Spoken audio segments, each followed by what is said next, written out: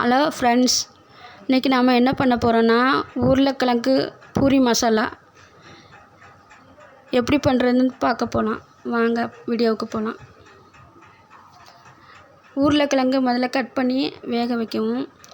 அப்புறம் கடாயை அடுப்பில் வச்சு 3 டேபிள் ஸ்பூன் எண்ணெய், டீஸ்பூன் எண்ணெய், அப்புறம் கடுகு, கொஞ்சமாக கடுகு, கொஞ்சமாக உளுந்து,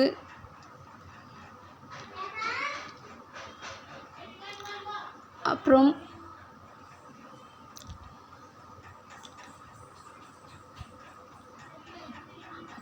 கருவேப்பிலை,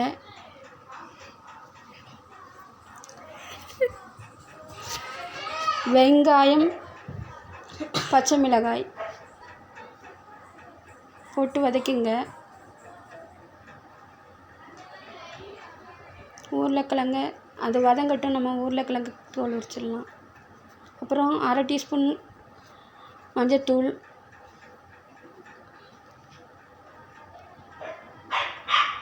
கொஞ்சம் உப்பு, கொஞ்சம் வதக்கிக்குங்க.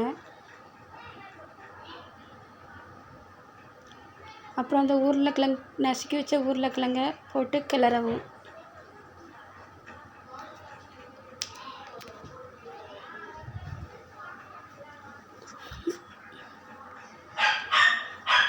அப்புறம் கொஞ்சம் தண்ணி ஊற்றி கிளறுங்க.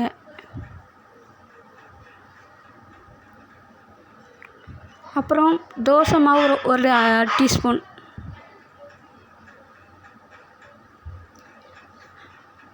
அவ்வளோதான் ஃப்ரெண்ட்ஸ். கொஞ்சம் கொத்தமல்லி தழை போட்டு அவ்வளோதான், இறக்கிற வேண்டியதான். கிளறிட்டு ஒரு கொதி வந்ததும் பூரி